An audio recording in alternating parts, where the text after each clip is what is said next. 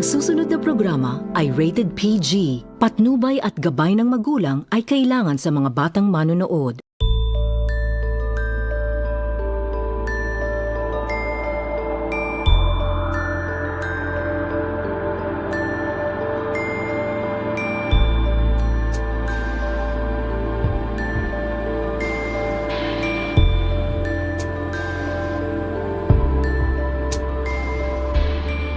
Mindanao Network, right here, right now, as promised.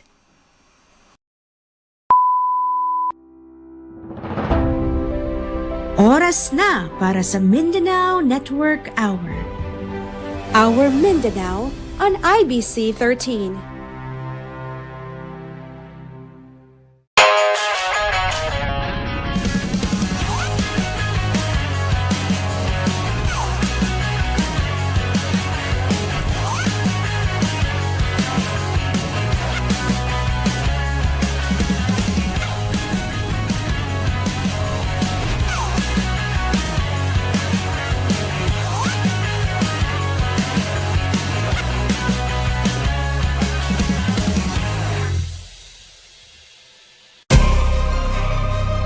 In this episode of Action Pack, we're running, lifting, and pushing past our limits. What kind of workout pushes your strength, speed, and sanity all in one go?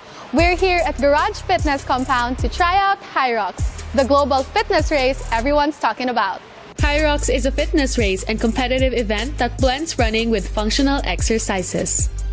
The format includes 8 workout stations, each preceded by a 1-kilometer run, totaling 8 kilometers and 8 challenges. Now High Rocks has finally reached Mindanao with its first ever training club in Davao City. Well, I'm Patrick Sebastian. I'm the owner and creative director of Garage Fitness Compound. It started off as a showroom for garage gym supply. Then we eventually opened it to public since we saw the opportunity of having a gym in this area. We tried it out. Well, it started off last year also when we were in an event, All Out Games in Manila. They had a booth there. Since we've been into CrossFit for like almost a decade already, it's the sport me and my wife had been doing. We saw their booth and we've heard of High Rocks for almost a year now, and we saw the growth and the opportunity for other functional fitness athletes to improve aside from CrossFit. Our members are growing in every class, and every time we have these small events, as we go on every physical fitness test, are increasing in terms of registrants. For High Rocks, we had 22 athletes who competed in High Rocks Singapore. So including us, me and my wife who started, the training club, we tried to encourage everyone because it's kind of a welcoming or not really easy to join, but we have a training program for everyone to learn and to start off regardless of your fitness level. Beyond training, they also organized the first ever High Rocks Relay in Mindanao, drawing in athletes from well beyond their usual community. We got really surprised when we opened this High Rocks Relay. We thought that we will be only catering Davao athletes, but there were like athletes from Valencia, Tagum, and other places in Mindanao. That being said, I think it has a really big potential in terms of making it one of the main sports probably in the fitness industry in Mindanao. To break it down for first-timers, we caught up with one of their coaches who knows exactly how to make High Rocks challenging and doable for all levels. Yeah, I'm Coach Mao, and I coach here at Garage High Rocks Training Club. And if you guys haven't tried it before, I suggest you try it now. I'm here to basically help our athletes to get faster, stronger, and be a better version of themselves.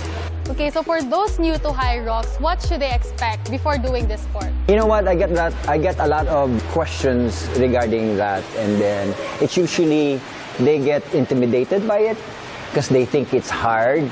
But the thing is, everything is scalable with intensity and volume. So if you think, oh, the sled push is hard, it's heavy, how can I go about pushing it? Then you know what we do? We take the weights off and make it light for you and make sure you have the proper mechanics right to be able to push the sled push.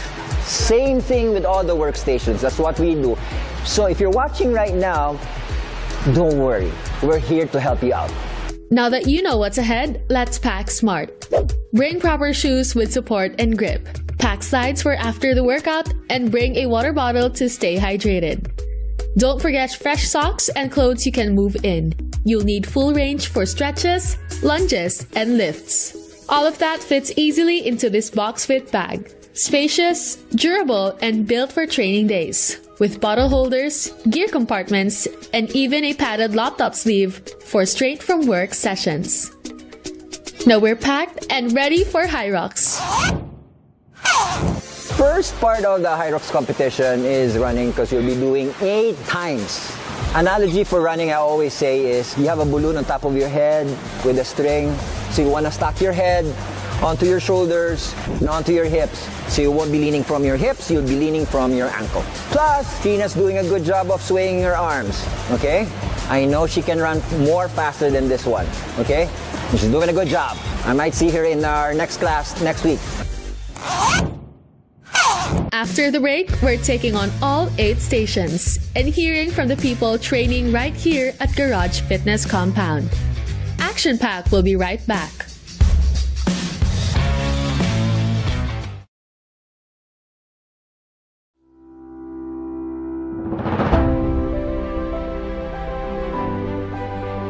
The Mindanao Network Hour.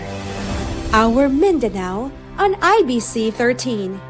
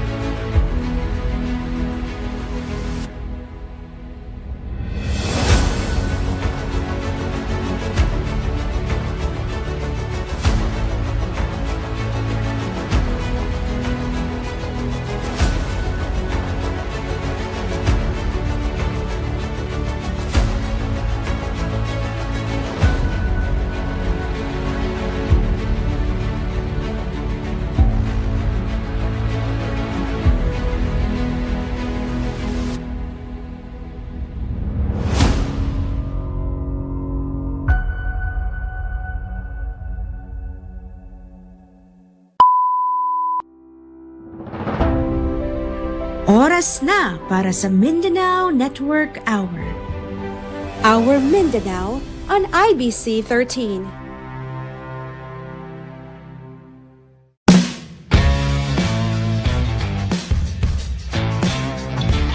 Previously on Action Pack, we met Patrick Sebastian and Coach Mao, then kicked off with running.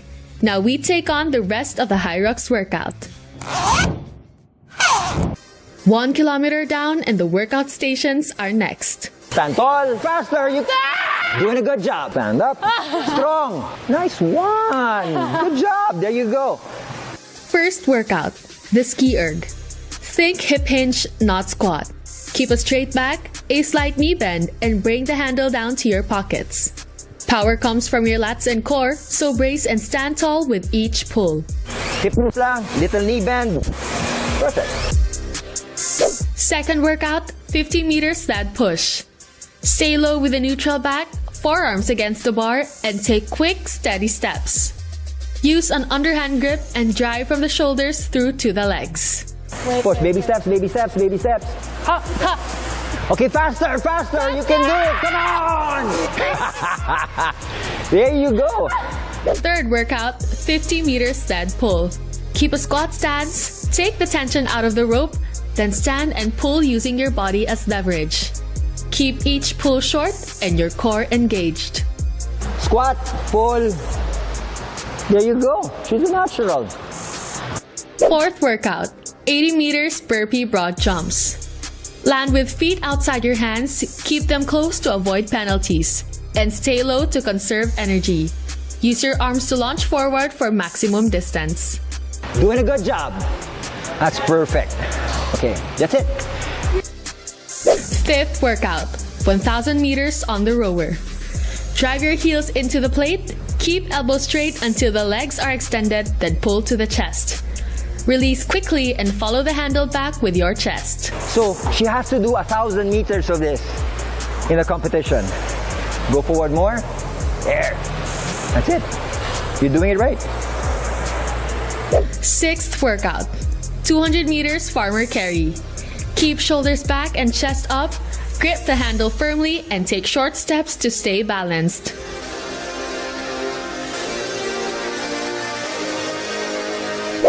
Seventh workout, 100 meters sandbag lunge. Keep eyes forward and chest upright with the front knee stacked over the ankle. Lower until the back knee touches the ground, then fully extended to avoid penalties. Make sure that your knee is touching the mat, and then full lockout. Lockout. So you won't get penalized. There you go. Stand up. Stand up. Now you can do it yourself. Stand up. You got it. Eighth workout, 100 wall ball shots. Hold the ball in front of your face with elbows under it. Squat down and drive up to throw. Catch the ball while lowering into the next squat to keep your rhythm. She has to do 100 of this in the High Rocks competition. That's the wall ball. Nice one! Good job! There you go. Okay, so I actually did not do the full competition format, but it was still tiring. Ug sa Bisaya, pahastang hangaka, but everything is scalable, as Coach Mao said. So if you're a beginner who wants to try out this sport, then I definitely recommend it. Okay, so I just live near here, and I've got a couple of friends who already tried High Rocks before. At first, it was really intimidating because I didn't know anyone from here who tried. In my first class, I didn't know anyone, and then, as I gradually joined the classes, I've met a lot of people.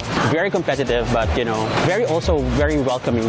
Competitive and welcoming at the same time. For those who are still intimidated or they're too shy to come work out at High Rocks, firstly I would like to explain, I enjoy High Rocks compared to other types of workouts because anyone can do it and you can scale it to your own difficulty. So if you want it to be more difficult, you can do it at a higher speed or increase the weights. But in the end, everyone's doing the same workout and everyone is focusing on themselves and not paying attention to you. So don't feel shy, don't feel afraid. Feel free to come here and Garage Gym will welcome you with open arms.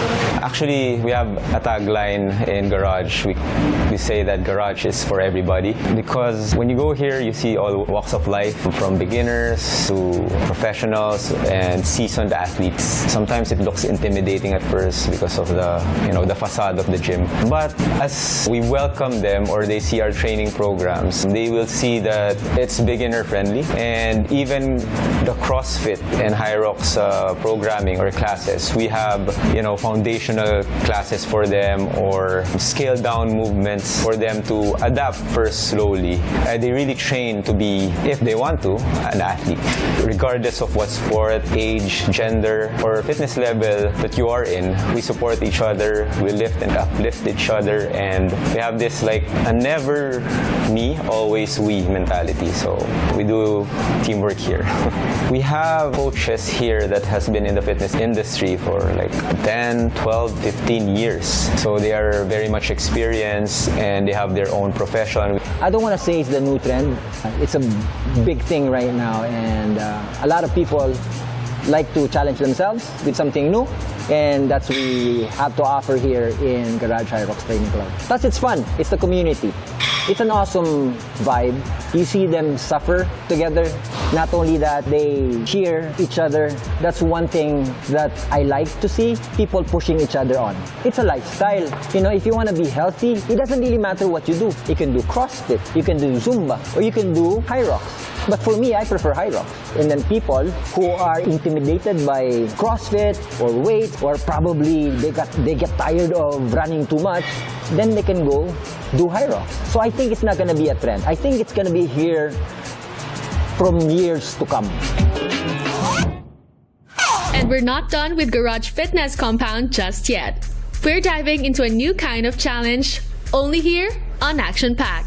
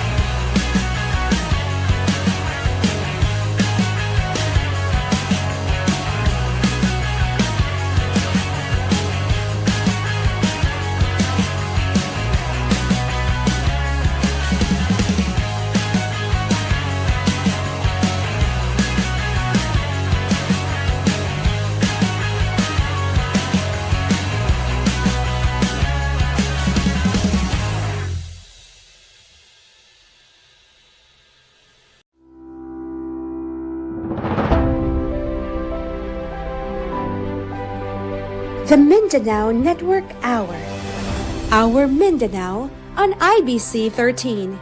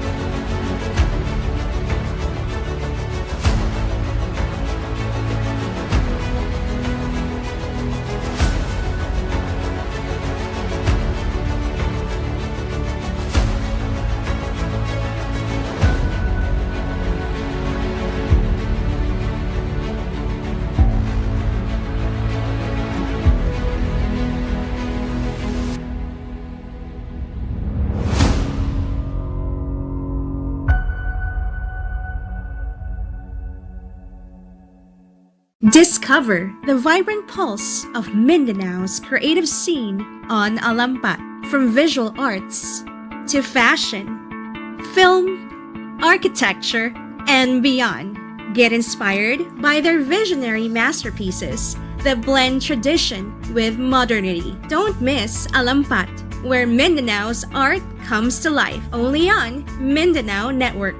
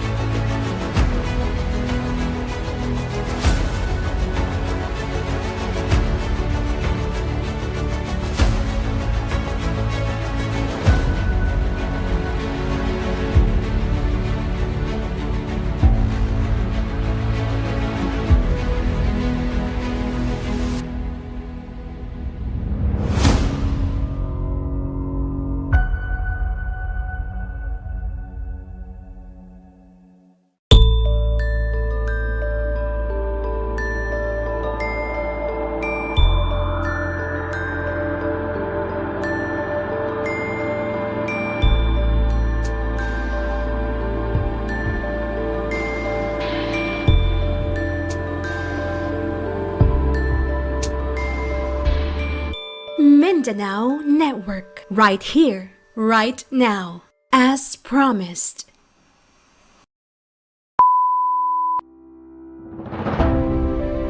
Oras na para sa Mindanao Network Hour.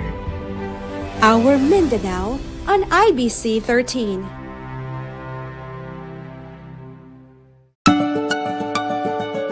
Katiil Davao Oriental has long been rooted in agriculture.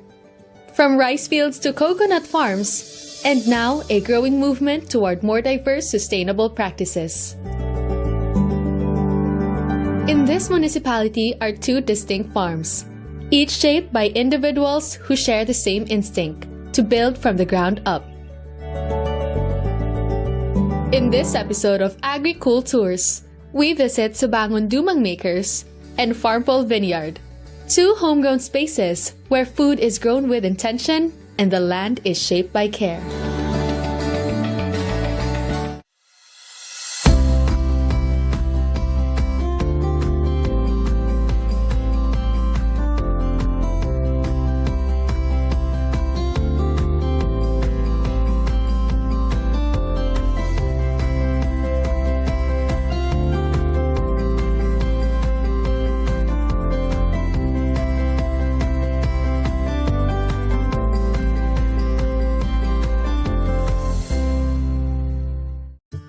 What looks small and unassuming at first glance is in fact a fruit that burns. At Subangon Dumang Makers, Ricky Arisola takes this native fruit and builds around it. From farm to processing, he turns fresh harvest into something with longer shelf life and deeper roots. I'm Edgardo Ricky T. Arisola, proprietor of Subangon Dumang Makers here in Katiil, Davao Oriental. Subangon has been in operation since before Pablo, and it formally became proprietorship through DTI registered entity and then with the local LGU. And then we are also registered with the BIR, gain certain certificates from other regulatory agencies. So right now we are producing dumang, or known as chili powder. But in reality, dumang means processed chili, which include not only the powder form but also the flakes and the dried whole form. So these three forms are actually can be called as dumang based on Mandaya practices. They had it during their semi-nomadic lifestyle before the coming of the Spaniards here in Mindanao. Through the years, blending of the indigenous and new techniques, processing of chili powder and flakes and dried whole has been innovative. Long before Typhoon Pablo, chili was already part of Katiil's farming identity, processed into dumang and passed down through practice. But when Typhoon Pablo devastated most coconut farms in 2012, what was once a traditional product became a more critical lifeline. For many small farmers, chili offered a way to recover quickly and rebuild with something more resilient. When I was here in Katiil early 2000, the objective actually is to come up with a new product, no, from the locality. Kasi at that time, what has been pronounced to be produced here was corn and rice. To increase production of the farmers, there's always this objective to come up with additional alternative income sources. This we capitalize on the Mandaya product, the chili products. It started before Pablo, and then it has been practiced and has been gradually improved through the years. So the initial effort before Pablo has been gradually increasing through our advocacies, and then it has been accelerated further when Pablo happened, because nawala yung mga coconut. So there's a deal of need, no, to come out with a more immediate income sources for the small farmers. So kaya yung iba pang agencies, private and government, they supported the intensification of chili production in the locality. And then through the entrepreneurship, we encourage them to engage in value chain, value adding. So that's why we engage in processing, no? Because the difference is that when you have this fresh product, it lasts only for a week or less than a month. Whereas when it is processed, it can last for over a year or 2 years. So once you do the marketing, span of time is widened, and the effectivity of the product. And then once we engage in processing also, we generate more employment. Aside from employment of the production, the employment of processing, aside yung mga other sectors, ang productivity hindi lang na-focus sa males, kundi pati na rin sa mga nanay, especially. And also with students, mag-working students sila, na kaya naman nila. And even the other social factors like the senior citizen, and then the disabled persons, work ng processing ng chili is madali sa kanila because it's lighter, it's not burdensome compared to direct farming activity. Aside from employment, revenue generation, and then with the exposure of the products to other localities and markets, so nag-expand din yung market exposures, no, ng product, and it create other benefits. So yun, sana yun yung agritourism, nagbibigay talaga ng local benefits, no? Especially the SMMEs. Kasi if you consider the national statistics, 99.99% of registered businesses in the Philippines are SMMEs. Kung sila yung talagang ma-empower ng husto, I think we can have sustainable development in the countryside.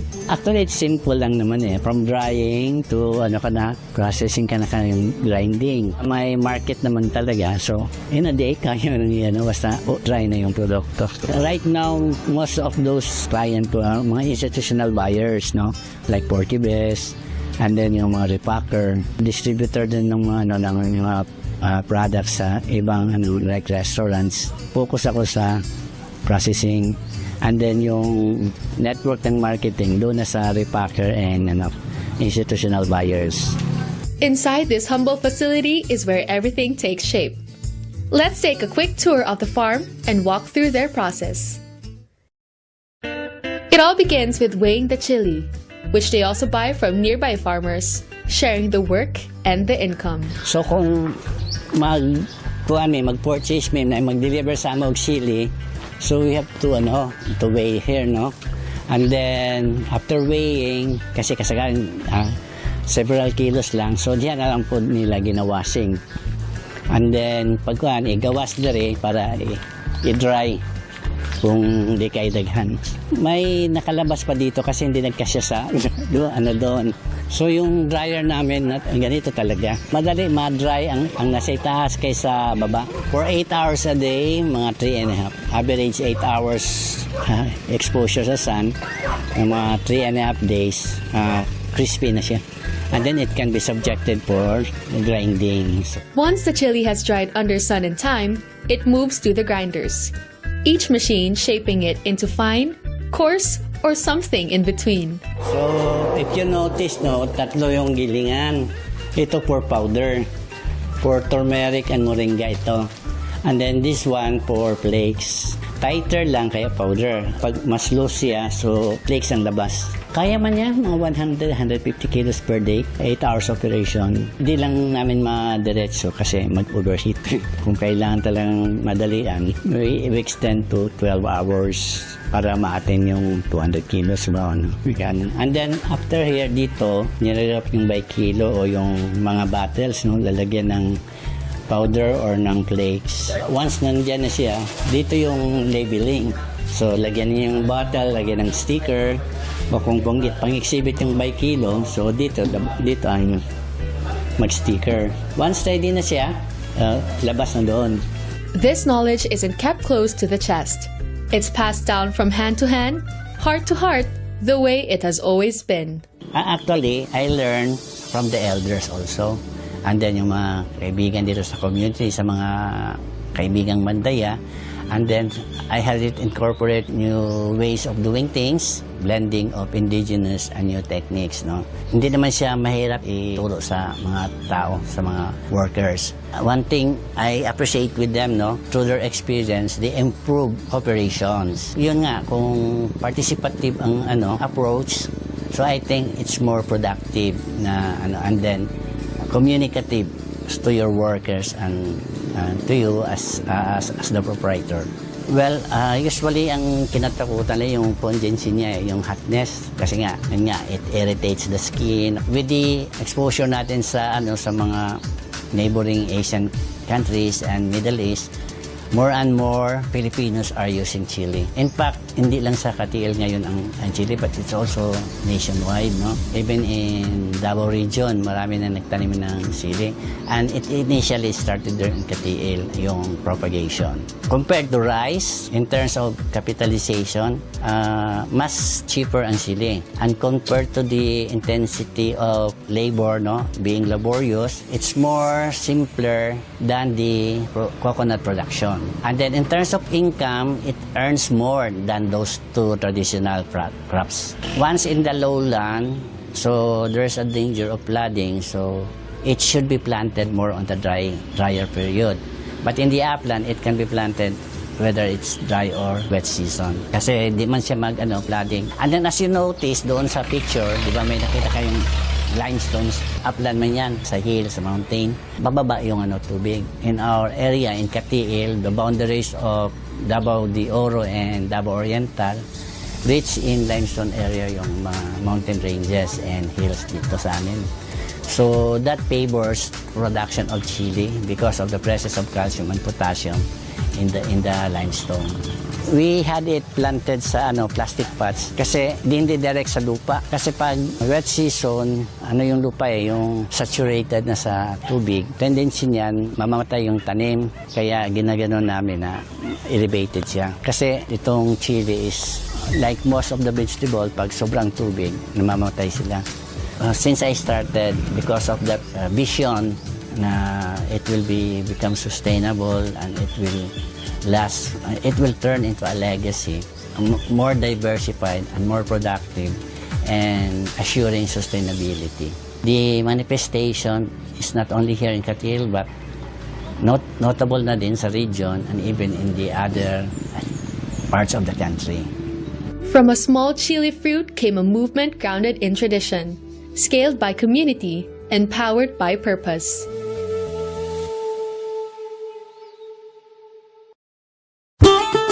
When Agricultours returns, we visit a quiet hillside where mulberries now grow alongside dreams.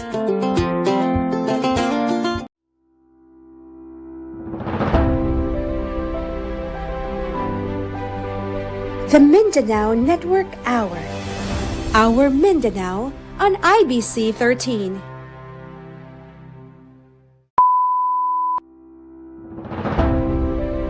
Oras na para sa Mindanao Network Hour. Our Mindanao on IBC 13.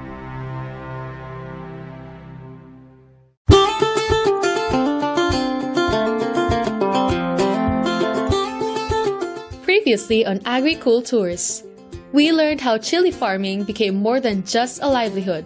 Now we trade the heat for something sweeter, the quiet harvests of fruit and thyme. Mulberries aren't the first thing that comes to mind when you think of farming in the Philippines. But somewhere between lockdowns and late-night reviews, one woman decided to grow her own. Farmball Vineyard, where mulberries and rare fruit trees grow under the care of a nurse. Hi, I'm Zara May R. Lauron. I'm the owner of this farm. It was named as Farm Paul because my nickname name as Team Paul. By profession, I'm a nurse, but I'm a farmer. Actually, na-start jud ni siya during pandemic time, way back 2021. Nami shop diri sa baba, tapos I used to plant flowers sa mga palibot lang god. Tapos nagpa-build me og tree house kani siya. Gipalibutan ako siya og mga lahi-lahi na mga tanom. Tapos nagpatukod na pod mi og balay. Then after my review, because I'm reviewing NCLEX for a nursing license para sa US. Then after I pass my licensure exam, I started planting grapes. Actually, for personal consumption lang dyan siya. Kaya naging enthusiast ko like sa page sa Facebook, which is na-used sa uban, magtanom sa uban provinces. So why not to start also here? Then I start like 10 cuttings. Then nagpadaghan.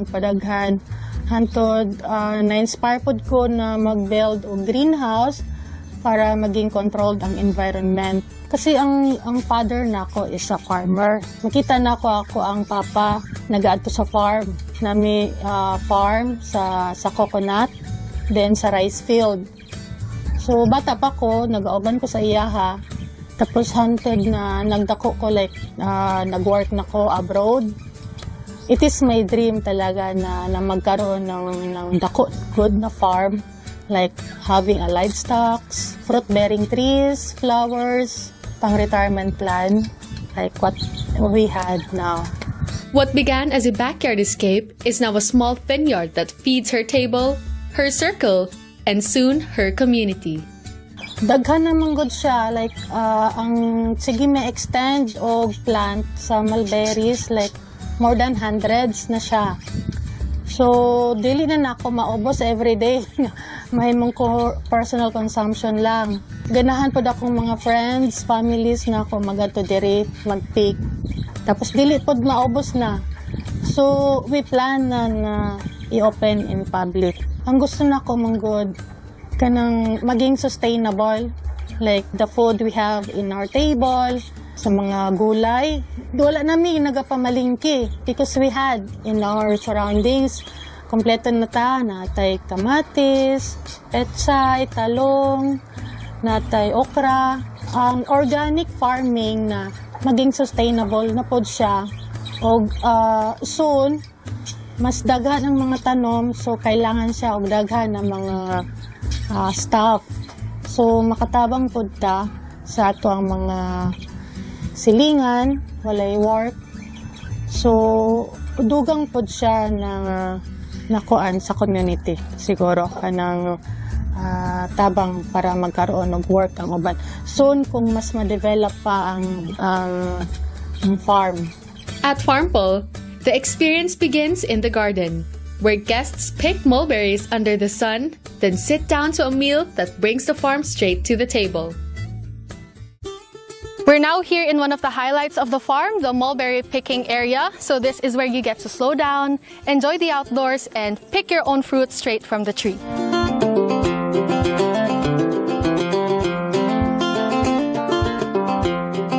Welcome sa mulberry farm. Now we'll do the picking. The more black siya, the more sweet. Like kani. So ready to eat na siya after picking kasi organically grown ni siya. So free from pesticides, purely organic. We do the vermicast and chicken dung ang amo ang mga organic fertilizer. So katong mga black diri, medyo aslom pa siya kaonon. So kung magpicking ta, kaning mga black lang. Katong naay mga pula-pula, medyo aslom pa to sila. Mas daghan dito kadto, mas daghan siya bunga. Ang uban mga puno, wala na siya bunga kasi na-harvest na before. Kay mas nauna man sila na prone. Tapos naunahan na punta og mga birdie, mga langgam. Kay mao man ni ang ilang snacks. Picking mulberries is easy, but it's just as easy to eat them all before you're done. No wonder the birds love snacking on them too.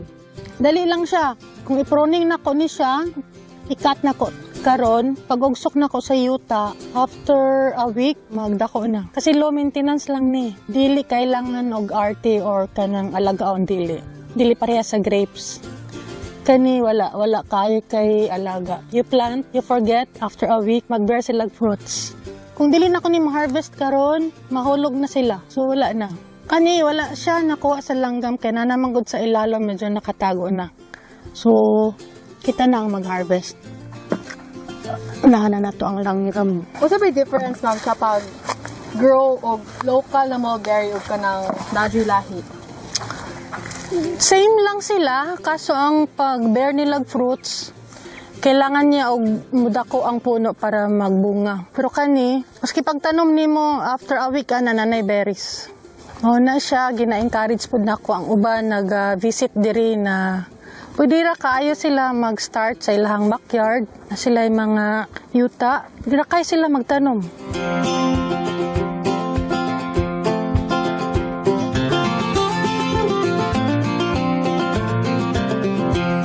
Muna siya ako ang snacks pag morning or afternoon. Kasi taas jud kayo siya health benefits. Anti-cancer, taas siya iron o vitamin C content, high fiber, and makababa siya cholesterol and blood sugar kung namin mga family history na. Wala ba ginapiling season ang mulberry, ma'am? Mas ganahan sila pag summer.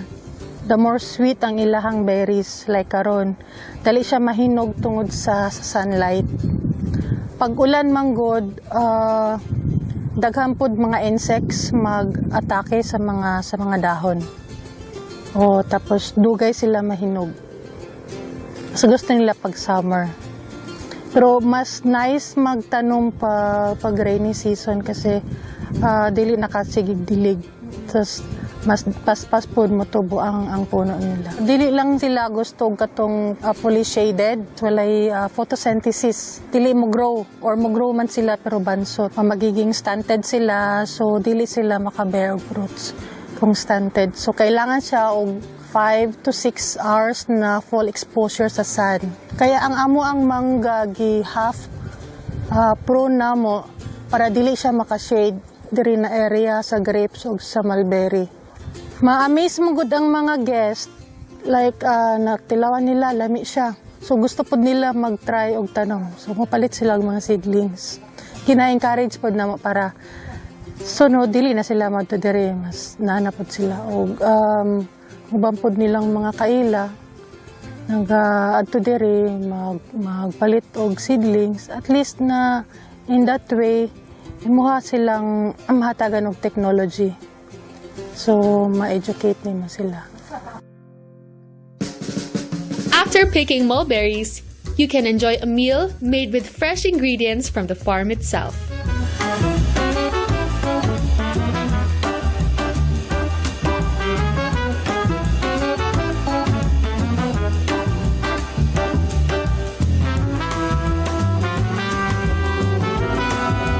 Sightseeing sila syempre diri sa ato ang palibot mo sa kadiri sa treehouse, overlooking man ang view, nagatok sila pictures, then pahangin diri sa taas, then namalit pod sila og uban mga flowers, seedlings ma-offer namo. soon mas maging well-developed ang farm, mas dagan pa mga services o ma-produce na siguro na mga farm produce. Siguro maging memorable sila kay I know diri sa amo ang munisipyo murag kanilang ang na and land resort na ingani ang setup, fruit bearing trees like grapes, mulberry, guapol, katong mga rare variety ng mga fruits. Every day is my favorite day. Actually, being a farmer, I used to have coffee here in the tree house or while walking sa vineyard. You took coffee and it's very fulfilling, of course. Sa katong mga dili busy, pwede rata kaayo magtanom og mga like mulberry or grapes kung natay mga luna sa to ang backyard. Pwede ra jud kayo ta magsugod. O kung kinahanglan mo og mga technology, okay ra kaayo kaninyo i-approach na ala ko diri sa farm. Tapos available po dato ang mga seedlings diri.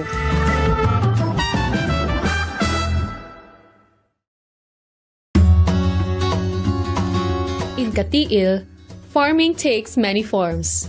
Some tend to chili fields. Others care for rows of grapes and mulberries. But behind each one is the same goal: to grow food that can last, support families, and take care of the land. It's not just about what we harvest today, but what we leave behind for tomorrow.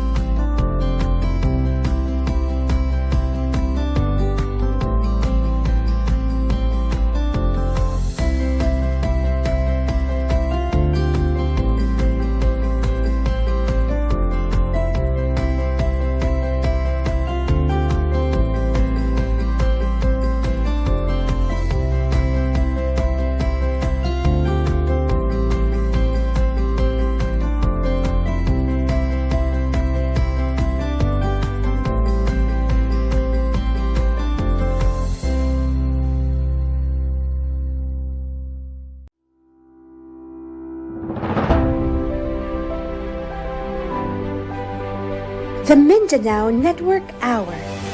Our Mindanao on IBC 13.